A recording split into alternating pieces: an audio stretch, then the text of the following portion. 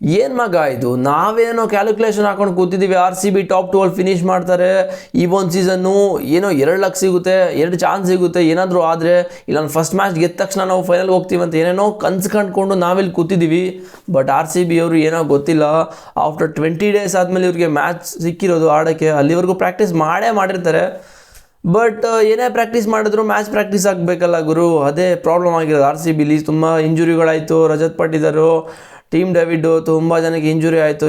ಇವತ್ತಿನ ಮ್ಯಾಚಲ್ಲೇ ಆಗಬೇಕಾ ಗುರು, ಅದು SRH ಇವತ್ತಿನ ಗೆಲ್ಲಬೇಕಾ? ಅದಂತೂ ಇಶಾನ್ ಕಿಶಾನು ಸ್ಟಾರ್ಟಿಂಗ್ ಹೊಡೆದಿದ್ದು 100, ಅದಾದಮೇಲೆ ರನ್ಸೇ ಹೊಡೆದಿಲ್ಲ. ಅವ್ರು ಆಫ್ ಸೀಸನಲ್ಲಿ ರನ್ನೇ ಹೊಡೆದಿಲ್ಲ ಫುಲ್ ಸೀಸನಲ್ಲಿ. ಅದಾದಮೇಲೆ last match R C B ಮೇಲೆ ಹೊಡೆದ್ರು, ಅವ್ರಿಗೆ ಒಳ್ಳೆ ಯೂಸೇ ಆಯ್ತು. ಆ್ಯಕ್ಚುಲಿ ಇಂಗ್ಲೆಂಡ್ ಸೀರೀಸ್ಗೆ ಹೋಗ್ತಾ ಇದ್ದಾರೆ, ಪಾಪ ಹೋಗ್ಲಿ ಬಿಡಿ, ಅವ್ರಿಗೂ ಕೂಡ ಅಲ್ಲಿ ಹೋಗ್ಬಿಟ್ಟು ಸ್ವಲ್ಪ ಹೆಲ್ಪ್ ಆಗಲಿ, ಫಾರ್ಮಲ್ಲಿ ಇದ್ದೀನಿ ಅಂತ ತೋರಿಸ್ಕೊಳ್ಳಿ. But R C B out of ಫಾರ್ಮಲ್ಲಿ ಇರೋನ್ನ ಕರ್ಕೊಂಬಂದು ಫಾರ್ಮಲ್ಲಿ ಕೂರಿಸ್ತಾರೆ, ಅದೇ ನಮ್ಮದು ಆರ್ ಸಿ ಬಿದು ಹಳೆ ಚಾಳಿ.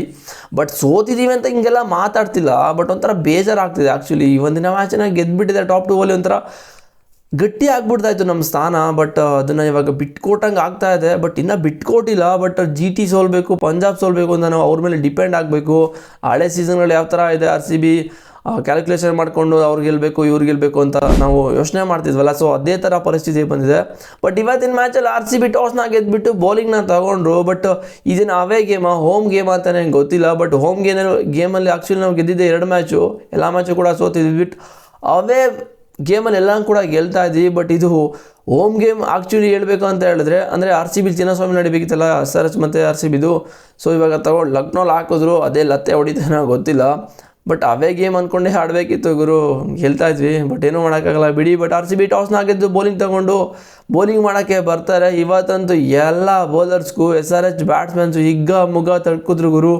ಒಬ್ಬನು ಹೊಡಿಯಂಗಿಲ್ಲ ಅಂತ ನಂಗಿಲ್ಲ, ಎಲ್ಲಾದರೂ ಹೊಡೆದ್ರು, ಎಲ್ಲ ಬೌಲರ್ಸ್ಗೂ ಹೊಡೆದ್ರು. ಬಟ್ ರೊಮಾರಿಯೋ ಸೆಫರ್ಡ್ ಬೌಲಿಂಗ್ ಚೆನ್ನಾಗಿ ಹಾಕಿದ್ರು, ಬಟ್ ಅವ್ರಿಗೆ ಅನ್ಫಾರ್ಚುನೇಟ್ಲಿ 2 ಓವರ್ ಸಿಕ್ಕಿದ್ದು.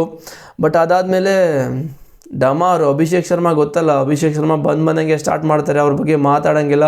ಮತ್ತು ಟ್ರಾವಿಸ್ ಹೆಡ್ಡು ಕೂಡ ಹಂಗೆ ಆಡೋದು, ಎಲ್ಲರೂ ಆಡೋದೆ ಹಂಗೆ. ಬಟ್ ಅವರು ಅನ್ಫಾರ್ಚುನೇಟ್ಲಿ SRH ಇವರು ಮನೆಗೆ ಹೋದರು.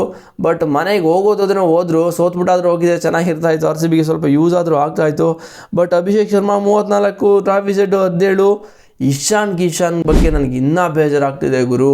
ಫಸ್ಟು ಮ್ಯಾಚ್ ಹೊಡೆದಿದ್ದು 100 ರನ್, ಅದಾದಮೇಲೆ ಮಿಡಲ್ ಸೀಸನಲ್ಲಿ ಯಾವ ಮ್ಯಾಚು ರನ್ ನೋಡ್ದಿಲ್ಲ. ಅವರು ಆಡಿರೋ 14 ಮ್ಯಾಚಲ್ಲಿ 13 ಮ್ಯಾಚು ರನ್ ನೋಡ್ದಿರಲಿಲ್ಲ, 14ನೇ ಮ್ಯಾಚ್ ಹೊಡೆದ್ಬಿಟ್ರು. ಸೊ ಬೇಜಾರಾಗ್ತಿದೆ. 94 ರನ್ನು, ಈ ಒಂದು ರನ್ಸೇ ನಮ್ಮ ಆರ್ ಸಿ ಬಿಗೆ ಸ್ವಲ್ಪ ಸಖತ್ ಕಷ್ಟ ಆಯಿತು. 231 ಸ್ವಲ್ಪ ಬಿಗ್ಗೆಸ್ಟೇ ಆಯಿತು ಆ್ಯಕ್ಚುಲಿ ಆರ್ ಸಿ ಬಿಗೆ. ಬಿಕಾಸ್ ಸ್ವಲ್ಪ ಆರ್ ಸಿ ಬಿಲಿ ಸ್ವಲ್ಪ ಸ್ಟ್ರಗಲೇ ಮಾಡಿದ್ರು ಫಿಲ್ಸಾಲ್ಟು ಸ್ಟಾರ್ಟಿಂಗು. ಬಟ್ ಇವಾಗ SRH ಬ್ಯಾಟಿಂಗ್ ಬಗ್ಗೆ ಮಾತಾಡಬೇಕು ಅಂತ ಹೇಳಿದ್ರೆ, ಹೆನ್ರಿ ಕ್ಲಾಸನ್ನು ಬಂದಂಗೆ ಹೊಡೆದ್ರು, ಅನಿಕೇತ್ ವರ್ಮಾ ಕೇಳಂಗಿಲ್ಲ, ಅವರು ಕೂಡ ಬಂದಂಗೆ ಸ್ಟಾರ್ಟ್ ಮಾಡಿದ್ರು. ಅಭಿನವ್ ಮನೋರು ಕೂಡ ಬಂದಂಗೆ ಒಂದು 6 ಹೊಡೆದ್ರು. ಏನು ಎಲ್ಲರೂ ಹೊಡಿತಾ ಇದ್ದಾರೆ. ಆರ್ ಸಿ ಬಿ ಬೌಲರ್ಸ್ ಅಂತೂ ಸಖತ್ ಎಕ್ಸ್ಪೆನ್ಸಿವು. ಅದು ಭುವನೇಶ್ವರ್ಗೂ ಕುಮಾರ್ಗೂ ಬಿಟ್ಟಿಲ್ಲ ಗುರು. ಈ ಒಂದು ಮ್ಯಾಚಲ್ಲಿ ಭುವನೇಶ್ವರ್ ಕುಮಾರ್ ಹೊಡ್ಸ್ಕೊಂಡಿರೋದ್ರನ್ನು ಆಲ್ಮೋಸ್ಟ್ 43 ರನ್ನು, ಮತ್ತು lungi ಅಂಗಡಿಗಂತೂ 51 run half century ಹೊಡ್ಸ್ಕೊಂಡ್ರು. ರೊಮಾರಿಯೋ Shepherd ಒಳ್ಳೆ ಚೆನ್ನಾಗಿ ಮಾಡಿದ್ದು, ಅವರು 2 ಓವರ್ಗೆ 14 ರನ್ ಕೊಟ್ಬಿಟ್ಟು 2 ವಿಕೆಟ್ ಕೂಡ ತಗೊಂಡ್ರು. ಬಟ್ ಅವ್ರು ಏನಕ್ಕೆ ಬರೀ 2 ಓವರ್ ಕೊಟ್ಟರು ನನಗಂತೂ ಗೊತ್ತಾಗಲಿಲ್ಲ. But R C B 231 chase ಮಾಡೋಕ್ಕೆ ಸ್ವಲ್ಪ ಗಾಬರಿ ಆಗಿದ್ರು ಅಂತ ಅನಿಸುತ್ತೆ ನನ್ನ ಪ್ರಕಾರ. ಗಾಬರಿ ಏನಿಲ್ಲ, ಚೇಸ್ ಮಾಡ್ಬೋದಾಗಿತ್ತು. ಆರ್ ಸಿ ಬಿ ಕಡೆ ಹೇಳ್ಬೇಕಂತ ಹೇಳಿದ್ರೆ 231 ಏನೂ ಲೆಕ್ಕನೇ ಇಲ್ಲ. ಬಟ್ ಅಲ್ಲಿ ಸ್ವಲ್ಪ ಬ್ಯಾಟ್ಸ್ಮನ್ಗೆಲ್ಲ ಇಂಜುರಿ ಆಗಿರೋದ್ರಿಂದ ಈ ಒಂದು ಚೇಸ್ನ ಮಾಡೋಕ್ಕಾಗಿಲ್ಲ. ಬಟ್ ಪಿಲ್ಸಾಲ್ಟ್ ಮತ್ತು ಆರ್ ಸಿ ಬಿಲಿ ವಿರಾಟ್ ಕೊಹ್ಲಿರು ಒಳ್ಳೆ ಸ್ಟಾರ್ಟ್ನೇ ಕೊಟ್ಟರು. ಬಟ್ ಪಿಲ್ಸಾಲ್ಟರು ಸ್ವಲ್ಪ ಸ್ಟ್ರಗಲ್ ಮಾಡಿದ್ರು ಸ್ಟಾರ್ಟಿಂಗಲ್ಲಿ. ಆರ್ ಸಿ ಬಿ ಏನು ಗುರು, ವಿರಾಟ್ ಕೊಹ್ಲಿ ಸೀರಿಯಸ್ಲಿ ಬನ್ನಾಗೆ ಗುದ್ದಕ್ಕೆ ಸ್ಟಾರ್ಟ್ ಮಾಡಿದ್ರು. ಒಳ್ಳೆ ರನ್ಸ್ನೇ ಬರ್ತಾಯಿತ್ತು ಆ್ಯಕ್ಚುಲಿ. ಏನು ಪಾರ್ಟ್ನರ್ಶಿಪ್ಪಲ್ಲಿ ಬೇರೆ ಏನು ಕೊರತೆ ಇರಲಿಲ್ಲ. ಈ ಕಡೆ ಫಿಲ್ಸಾಲ್ಟ್ ಸ್ವಲ್ಪ ಸ್ಟ್ರಗಲ್ ಮಾಡ್ತಾಯಿದ್ರೆ, ವಿರಾಟ್ ಕೊಹ್ಲಿ ಅದನ್ನು ಕವರ್ ಮಾಡ್ತಾಯಿದ್ರು. ಬಟ್ ಯಾವಾಗ ಫಿಲ್ಸಾಲ್ಟು ಒಂದು ಗೇರ್ಗೆ ಹಾಕ್ಕೊಂಡು ಮತ್ತೆ ಬಂದರು, ಹೊಡೆಯೋಕ್ಕೆ ಸ್ಟಾರ್ಟ್ ಮಾಡಿದ್ರು, ಅವಾಗ ವಿರಾಟ್ ಕೊಹ್ಲಿ ವಿಕೆಟ್ ಬಿದ್ದುಬಿಡ್ತಿದ್ರು. ಅದೇ ಸ್ವಲ್ಪ ನಮಗೆ ಡ್ಯಾಮೇಜ್ ಆಗಿದ್ದು. ಬಟ್ ವಿರಾಟ್ ಕೊಹ್ಲಿ ನಾರ್ಮಲಾಗಿ ಕಟ್ಟೆಲ್ಲ ಹೊಡೆಯೋಕ್ಕೆ ಹೋಗಲ್ಲ, ಸುಮ್ಮನೆ ಏನೋ ಗೊತ್ತಿಲ್ಲ, ಹರ್ಷ್ ದುಬೆ ಬೌಲಿಂಗಲ್ಲಿ ಕಟ್ಟೆಲ್ಲ ಹೊಡೆಯೋಕ್ಕೆ ಹೋದ್ರು, ಕರೆಕ್ಟಾಗಿ ಪಾಯಿಂಟ್ ಕೈಗೆ ಕ್ಯಾಚ್ ಹೋಗ್ಬಿಡ್ತು. ಅಲ್ಲಿ ಸ್ವಲ್ಪ ಲಕ್ಕೆಲ್ಲ ಹೋಯ್ತು ಅಂತಲೇ ಅನ್ಬೋದು. ಬಟ್ ವಿರಾಟ್ ಕೊಹ್ಲಿ ವಿಕೆಟ್ ಬಿದ್ಮೇಲೆ ನಮಗೇನು ಅಷ್ಟೊಂದೇನು ಪ್ರಾಬ್ಲಮ್ ಆಗಿಲ್ಲ. ಬಟ್ ಸ್ಟಾರ್ಟಿಂಗಲ್ಲಿ ಯಾವ ಥರ ವಿರಾಟ್ ಕೊಹ್ಲಿ ಅವರು ಪಿಲ್ಸಾಲ್ಟ್ನ ಸ್ವಲ್ಪ ಅವ್ರನ್ನ ಕವರ್ ಮಾಡ್ತಾಯಿದ್ರು ರನ್, ಅದೇ ಥರ ವಿರಾಟ್ ಕೊಹ್ಲಿ ವಿಕೆಟ್ ಬಿದ್ಮೇಲೆ ಕೂಡ ಪಿಲ್ಸಾಲ್ಟ್ ಅವರು ರನ್ನ ಕವರ್ ಮಾಡಿದ್ರು. ರನ್ ರೇಟ್ ಕೂಡ ಅಲ್ಲಿಗೆ ಮ್ಯಾಚ್ ಆಗ್ತಾಯಿತ್ತು. ಬಟ್ ಆಫ್ಟರ್ ಫಿಲ್ಸಾಲ್ಟ್ ಔಟ್ ಆದಮೇಲೆ ಬಟ್ ಪ್ಯಾಟ್ ಕಮಿನ್ಸ್ ಕ್ಯಾಪ್ಟನ್ಸಿ ಮೆಚ್ಚಲೇಬೇಕು, ಸೀರಿಯಸ್ಲಿ ಹೇಳ್ಬೇಕಂತ ಹೇಳಿದ್ರೆ. ಯಾಕಂತ ಹೇಳಿದ್ರೆ ರನ್ ಸಖತ್ ಹೋಗ್ತಾ ಇದೆ. ಆ ಓವರು ಬಂದುಬಿಟ್ಟು ಅವರೇ ಬೌಲಿಂಗ್ ಹಾಕಿದ್ರು, ಥಿಂಕ್ ಮಾಡಿಬಿಟ್ಟು ಕೊಡಿ ಏನಾದ್ರು ಚೇಂಜ್ ಮಾಡ್ತೀನಿ ಅಂತ. ಅದೇ ಥರ ವಿಕೆಟ್ ಕೂಡ ಎತ್ಕೊಬಿಟ್ರು ಫಿಲ್ಸಾಲ್ಟ್ ಅವರು. ಆ ವಿಕೆಟ್ ಬಿದ್ಮೇಲೆ ಯಾರೂ ನಿಂತ್ಕೊಳ್ಳಿಲ್ಲ. ಮಯಾಂಕ್ ಅಗರ್ವಾಲ್ ಕೂಡ ಅಷ್ಟೊಂದೇನು ಚೆನ್ನಾಗಿ ಆಡಲಿಲ್ಲ, ಒಂದು ಬೌಂಡ್ರಿ ಹೊಡೆದ್ರು ಅಷ್ಟೇ. ಸ್ಟಾರ್ಟಿಂಗ್ ಬಂದುಬಿಟ್ಟು ಸೆಕೆಂಡ್ ಬಾಲೇ, ಅದಾದಮೇಲೆ 10 ಬಾಲ್ಗೆ 11 ನೋಡಿದ್ರು. ಮತ್ತು ರಜತ್ ಪಟ್ಟಿದಾರ್ ಪಾಪ ಅವ್ರು ಇಂಜುರಿಲಿದ್ದಾರೆ, ಏನು ಮಾಡ್ತಾರೋ ಗೊತ್ತಿಲ್ಲ.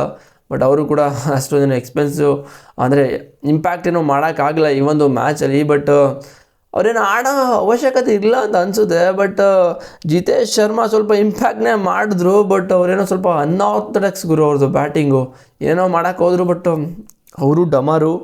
ರೆಮೋರಿಯೋ ಸೆಫರ್ಡ್ ವಿಕೆಟ್ ಅಂತೂ ಸೀರಿಯಸ್ಲಿ ಎಷ್ಟು ಕಾಸ್ಟ್ ಆಯಿತು ಅಂತ ಹೇಳಿದ್ರೆ RCBಗೆ. ಅವ್ನು ಮಲ್ಲಿಂಗ ಏನು ಮಗ ಅವರು, ಸೀರಿಯಸ್ಲಿ ಎಲ್ಲಿ ಹಾಕಿದ್ರು ಕೂಡ ಹೋಗಿ ಹಿಡ್ಕೊಬಿಡ್ತಾರೆ ಕ್ಯಾಚು. ಅದು ಕಾಟನ್ ಬೌಲ್ಡು ಏನು ಜಂಪ್ ಮಾಡ್ತಿದ್ದು ಕ್ಯಾಚ್, ಸೀರಿಯಸ್ಲಿ ನಂಬಕ್ಕೆ ಆಗ್ತಿಲ್ಲ. ಅದು ಈ ಒಂದು ಸೀಸನ್ ಅದೇ ಥರ 2 ಕ್ಯಾಚ್ ಹಿಡ್ದಿರೋದು, ಸಖತ್ ಕ್ಯಾಚು. ಏನು ಶ್ರೀಲಂಕಾ ಫೀಲ್ಡರ್ಸ್ ಅಂತೂ ನೆಕ್ಸ್ಟ್ ಲೆವೆಲ್ ಬೆಂಕಿ ಥರ ಫೀಲ್ಡಿಂಗ್ ಮಾಡ್ತಾಯಿದ್ದಾರೆ ಆ್ಯಕ್ಚುಲಿ ಹೇಳ್ಬೇಕಂತ ಹೇಳಿದ್ರೆ.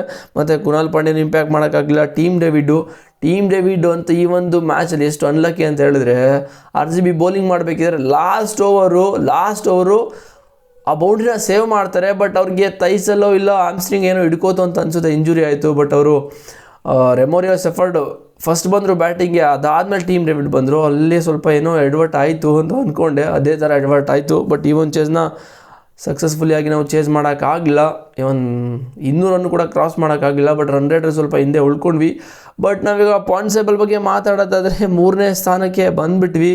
ಟಾಪ್ 2 ಫಿನಿಷ್ ಮಾಡ್ತೀವಿ ಅಂತ ನಾವು ಅಂದ್ಕೊಂಡಿದ್ದು. ಬಟ್ ವಿದ್ಯಾ ಕೈವಾಡ ಎಲ್ಲೆಲ್ಲ ಹೋಗ್ಬಿಡ್ತು. ಹಿಂಗೆ ಆದರೆ RCB ಸೀರಿಯಸ್ಲಿ ಕಪ್ ಗೆಲ್ಲೋದು ಸ್ವಲ್ಪ ಕಷ್ಟನೇ ಇದೆ ಹೇಳಬೇಕು ಅಂತ ಹೇಳಿದ್ರೆ.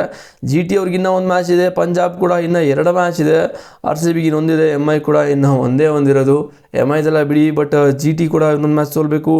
ಪಂಜಾಬ್ 2 ಮ್ಯಾಚ್ ಇದೆ, 2 ಸೋಲ್ಬೇಕು. ಏನಾಗುತ್ತೋ ಗೊತ್ತಿಲ್ಲ. ಬಟ್ ಇವಾಗ ಅದೇ ನಾವು ಕ್ಯಾಲ್ಕುಲೇಷನ್ ಮಾಡ್ಕೊಂಡು ಅವ್ರು ಗೆಲ್ಲಬೇಕು ಇವ್ರು ಗೆಲ್ಲಬೇಕು ಅಂತ ಯೋಚನೆ ಮಾಡ್ಕೊಂಡು ಕೂತ್ಕೊಳ್ಳೇಬೇಕು, ಬೇರೆ ಆಪ್ಷನ್ನೇ ಇಲ್ಲ ಮಗ.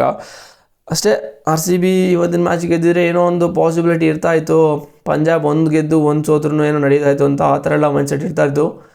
ಬಟ್ ಸ್ವಲ್ಪ ರನ್ ರೇಟಲ್ಲಿ ಕೂಡ RCB ಸ್ವಲ್ಪ ಹಿಂದೆ ಬಂದುಬಿಟ್ಟಿದ್ದಾರೆ ಇವತ್ತಿನ ಮ್ಯಾಚಲ್ಲಿ. ನೋಡೋದ ಏನಾಗುತ್ತೆ ಅಂತ. ಇನ್ನೂ ಮ್ಯಾಚ್ ಇದೆ, ಇನ್ನೂ ಮುಗ್ದಿಲ್ಲ. ಪಂಜಾಬ್ ಏನಂದರೆ 2ಕ್ಕೆ ಸೋತ್ರೆ ಒಂದು ಚಾನ್ಸ್ ಇರುತ್ತೆ ಟಾಪ್ 2 ಫಿನಿಷ್ ಮಾಡಿದ್ರೆ. ಬಟ್ ಇವತ್ತಿನ ಮ್ಯಾಚಲ್ಲಿ ನಾವು ಟಾಪ್ 2 ಫಿನಿಷ್ ಮಾಡಲೇಬೇಕಿತ್ತು. ಈ ಒಂದು ಸೀಸನ್ನು ಟಾಪ್ 2 ಫಿನಿಷ್ ಮಾಡಿದ್ರೆ ಪಕ್ಕಾ ಈ ಸಲ ಕಪ್ ನಮ್ಮದೇ. ಬಿಕಾಸ್ ನಾವು ಬೇರೆ ಸೀಸನೆಲ್ಲ ಪ್ಲೇ ಆಫ್ಗೆ ಬಂದಿದ್ದೀವಿ, ಬಟ್ ಒಂದೊಂದೇ ಚಾನ್ಸ್ ಸಿಕ್ಕಿರೋದು. ಬಟ್ ಈ ಸೀಸನಲ್ಲಿ 2 ಚಾನ್ಸ್ ಸಿಕ್ಬಿಟ್ರೆ, ಅಂದರೆ ಟಾಪ್ 2 ಫಿನಿಷನ್ ಮಾಡಿದ್ರೆ ಫಸ್ಟ್ ಮ್ಯಾಚಾಗಿ ಗೆದ್ದರೆ ಫೈನಲ್ ಹೋಗ್ತೀವಿ. ಮತ್ತು ಇನ್ನೊಂದು ಅಕಸ್ಮಾತ್ ಆ ಮ್ಯಾಚ್ ಸೋತರೂ ಕೂಡ ಇನ್ನೊಂದು ಚಾನ್ಸ್ ಇರುತ್ತೆ ಕ್ವಾಲಿಫೈಯರ್ 2 ಗೊತ್ತಿಲ್ಲ ಏನಾಗುತ್ತೆ ನೋಡೋದ. ಮತ್ತು ಚಾನಲ್ಗೆ ಸಬ್ಸ್ಕ್ರೈಬ್ ಮಾಡೋದಂದರೆ ಮಾಡಿಕೊಡಿ. ಡಿಸ್ಕ್ರಿಪ್ಷನ್ ಟೆಲಿಗ್ರಾಮ್ ಲಿಂಕ್ ಇದೆ, ಹೋಗಿ ಜಾಯ್ನ್ ಆಗಿ ಬಾಯ್ಸ್. ನನಗಂತೂ ಸೀರಿಯಸ್ಲಿ ಬೇಜಾರಾಗ್ತದೆ. ಇಟ್ಸ್ ಓಕೆ, ನೆಕ್ಸ್ಟ್ ಮ್ಯಾಚ್ ಏನಾಗುತ್ತೆ ನೋಡೋದು. ಲಕ್ನೋ ವಿರುದ್ಧ ಇದೆ, ಅವ್ರ ಮೇಲೆ ಗೆಲ್ಲೇಬೇಕು. ಅಟ್ಲೀಸ್ಟ್ ಅವರು ಕೂಡ ಒಳ್ಳೆ ಫಾರ್ಮಿಗೆ ಬಂದುಬಿಟ್ಟಿದ್ದಾರೆ. ಲಕ್ನೋ ಲಾಸ್ಟ್ ಮ್ಯಾಚ್ ಮುಗ ತೆಗೆದಿಟ್ಬಿಟ್ಟಿದ್ದಾರೆ. ನೋಡೋದು ಏನಾಗುತ್ತೆ ಅಂತ. ಚಾನಲ್ಗೆ ಸಬ್ಸ್ಕ್ರೈಬ್ ಮಾಡಿಲ್ಲ ಅಂದರೆ ಮಾಡ್ಕೊಳ್ಳಿ. ಡಿಸ್ಕ್ರಿಪ್ಷನ್ ಟೆಲಿಗ್ರಾಮ್ ಲಿಂಕ್ ಇದೆ, ಹೋಗಿ ಜಾಯ್ನ್ ಆಗಿ ಬಾಯ್ಸ್. ಆಗಿದ್ರೆ ನೆಕ್ಸ್ಟ್ ವೀಡಿಯೋಲ್ಲಿ ಸಿಗ್ತೀನಿ. See you.